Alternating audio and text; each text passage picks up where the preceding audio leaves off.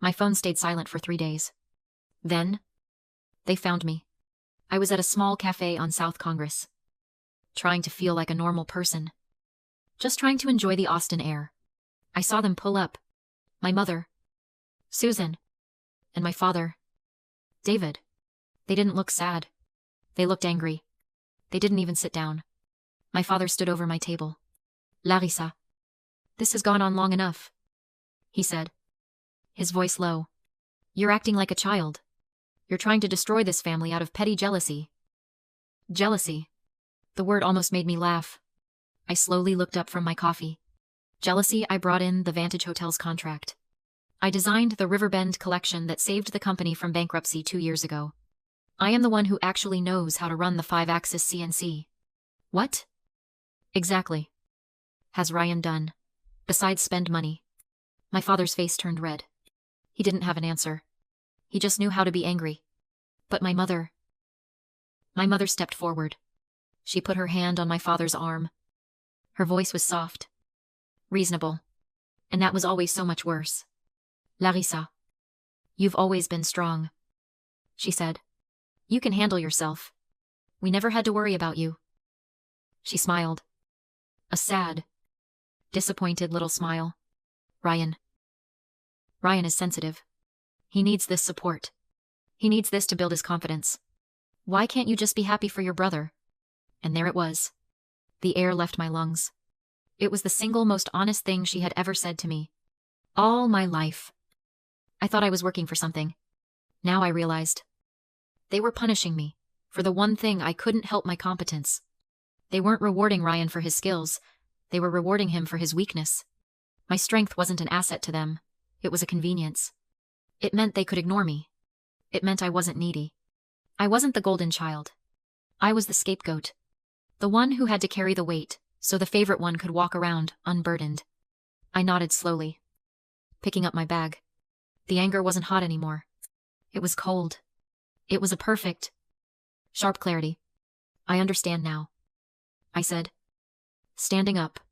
I finally understand. I walked past them. My father started to say something. Don't you walk away?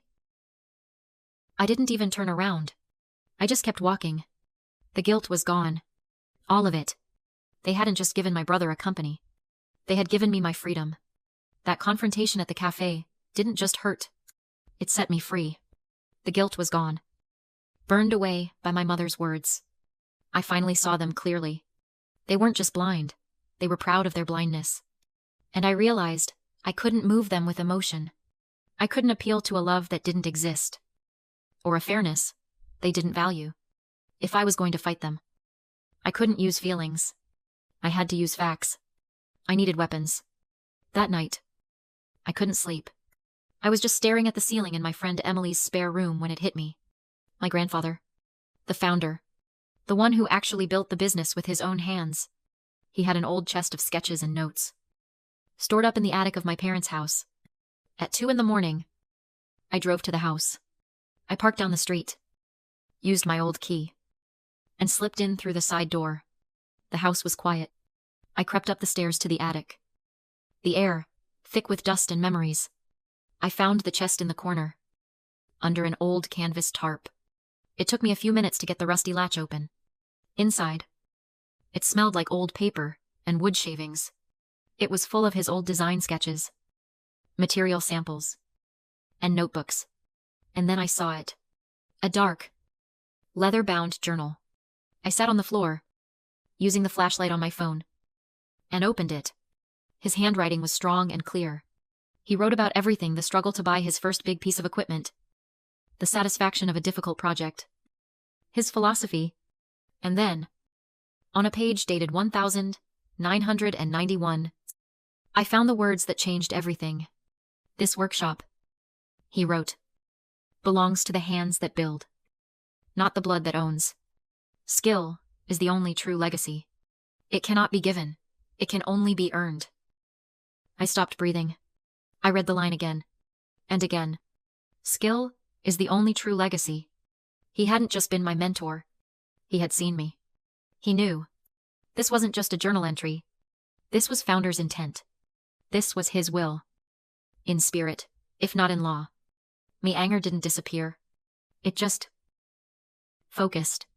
It turned from a wildfire into a precise, cold laser. I didn't take the book. I sat there on the dusty floor of the attic until 3 in the morning, meticulously photographing every single page. This wasn't a family drama anymore. This was a battle for his legacy. And I finally had my weapon. The next morning, I was in my friend Emily's office. She's a lawyer. Sharp as they come. I laid out the photos of my grandfather's journal. She read the pages. Her expression serious. Larissa. This is powerful, she said, tapping the photo of his 1991 entry. This establishes clear founder intent. It shows his philosophy. She leaned forward. But intent alone isn't enough to overturn a signed succession plan. It's a family business. The court expects messy. We need to prove 2 things. 1, that you were the primary driver of the business's success. And 2, that Ryan is unfit to run it. He's incompetent, I said. He doesn't know the first thing about the craft. We need more than incompetence, Emily replied. We need proof. Hard, documented proof. That night, I went back to Emily's place. I opened my laptop. They had cut me off from the company email. But they weren't smart enough to revoke all my permissions. They'd forgotten I was the one who built the company's financial servers. I still had a backdoor login. I started digging through the expense reports from the last year. The ones Ryan managed. It didn't take long. First, I found the office equipment budget. $9,500. For what I clicked the invoice. It was for a high-end surround sound system and an 80K television. I checked the shipping address. Not the workshop. It was delivered to Ryan's private apartment. I just stared at the screen. He was literally billing the company for his home theater. While I hadn't taken a paycheck in a decade, I felt this cold disgust. But I kept going. I was looking for incompetence. But I had found corruption. Then I saw something else. A $5,000 charge from a law firm I didn't recognize. The line item just said, consulting services. I pulled up the invoice. The payment wasn't to the family business. It was to an LLC. Ryan Designs LLC. My blood went cold. I opened a new tab. I searched the Texas State Business Registry. Ryan Designs LLC. Filed 6 months ago. The sole owner and registered agent, Ryan. I didn't understand. Why would he pay his own shell company with family money? I kept digging through the LLC's public filings. And then I found it. My heart stopped. The LLC had filed for 3 trademarks. Not for his name. For the names of my 3 most successful designs. The Riverbend chair. The Monarch desk. The Austin credenza. My designs. My work. My intellectual property. He wasn't just taking the company. He wasn't just stealing money for his TV. He was actively, systematically, and secretly trying to steal my entire future. He was building a lifeboat so that even if the family business failed, he would own the rights to the only things of value in it. He wasn't just the golden child. He was a thief. And I had the receipts. We were in a preliminary hearing. It wasn't a trial. But it felt like one. My parents, David and Susan, sat behind Ryan, looking at me like I was a stranger who had just set their house on fire. Ryan, on the other hand, looked bored. He was wearing an expensive suit. A little smile on his face. Like this was just a scheduling conflict he had to get through. Then, it was his turn to take the stand. His lawyer asked him a few softball questions about his vision for the company. Ryan was smooth. Charming. He used all the right words. Synergy. Brand alignment. Future-facing. Then it was Emily's turn. She stood up. Calm. Holding a file. Mr. Ryan. She started. Your title at the company is Creative Director. Is that correct? That's right, Ryan said, smiling at the judge. Excellent. Then you can certainly describe for the court the creative process behind the Riverbend collection. The one that won the Austin Design Award last year. Ryan's smile faltered. Just for a second. Well, it's a very creative process. A lot of Inspiration. We wanted to capture the flow of the river. Emily just nodded. Inspiration. I see. And what materials did you select for that collection? The best ones. Of course. The highest quality. Specifically, Emily pressed. Was it walnut? Maple white oak? Ryan shifted in his chair. That's what our techs are for. I handle the high-level concepts. Ah, the techs? You mean, like your sister, Larissa. The one who actually designed the entire collection. Ryan's lawyer objected. But the judge just waved her hand. Continue. Mr. Ryan, can you tell the court the difference between a mortise and a tenon joint? He scoffed. Again. I don't build the furniture. I'm the face of the brand. I'm the one who sells it. So you're the creative director of a furniture company, and you don't know how to build furniture, or design it, or even what it's made of. I handle the business side, he snapped. Let's talk about that, Emily said, picking up a new stack of papers. She handed one to him and put one on the projector for the judge. This is an invoice for $9,500 for office equipment. Can you explain that? We needed new computers. I think.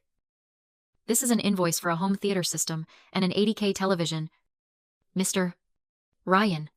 And the shipping address is your private apartment in the Bolden Creek neighborhood? Is that correct? I watched my parents. My father's face went pale. My mother just stared, confused. And finally, Emily said, let's talk about Ryan Designs LLC. Are you familiar with that company? It wasn't a question. Ryan went white. Just completely white. He knew it was over. This is a company you registered 6 months ago. Correct. And these. She put the final document on the projector. Our trademark applications.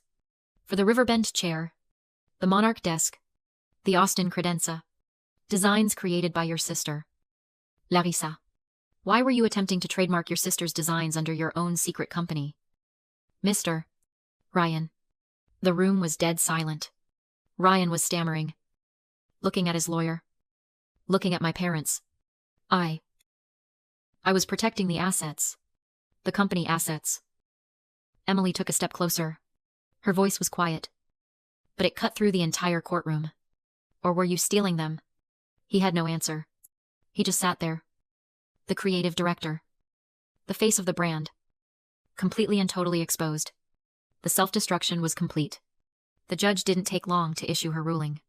She looked at my parents. Then at Ryan. Then at me.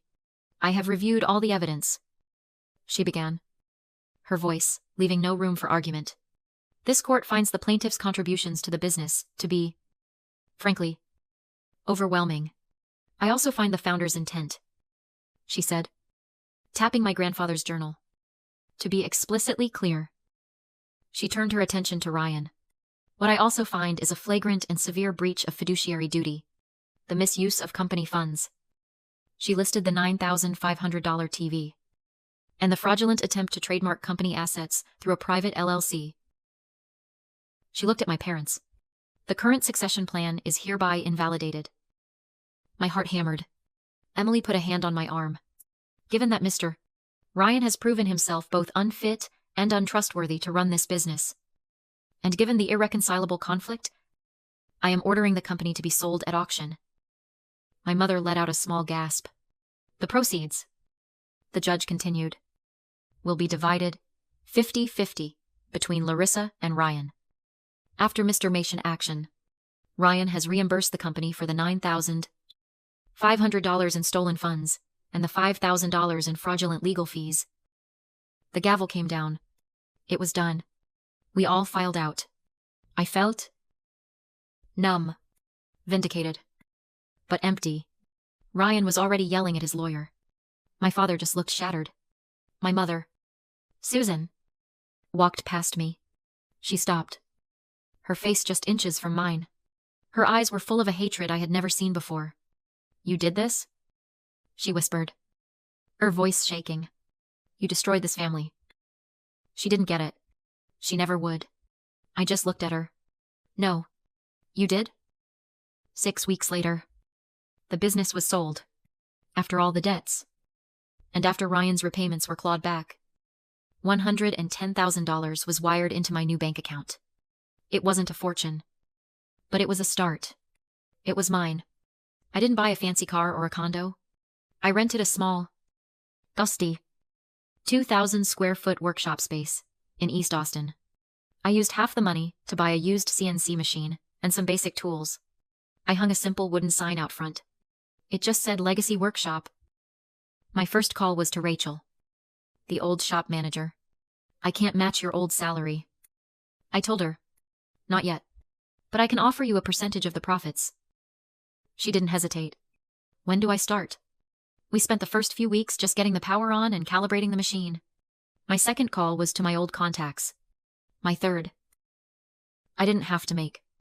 My phone rang. It was Brian, the senior engineer from Vantage Hotels. Larissa, he said, his voice warm. I heard a rumor you went out on your own. Thank God. We never liked working with your brother. He kept trying to sell us on vibes. We're not happy with the company that bought your family's assets. Let's talk about that contract for the new 12 hotels. Just like that. I had my anchor client back. Not because of my name, but because of my work. A few weeks later, I was at a liquidation auction. They were selling off the last of my old company's assets. And in the corner, covered in dust, I saw it. My grandfather's old drafting table. The one he taught me to sketch on. I bought it. I spent a week restoring it, sanding the old wood, tightening the fixtures. I put it in the corner of my new shop. That night, alone in my workshop, with the hum of the CNC in the background, I sat down at that table. I sharpened a pencil, pulled out a fresh sheet of paper, and I started to design. And for the first time in a decade, I felt quiet. No guilt. No noisy. Just the sound of the pencil on the paper.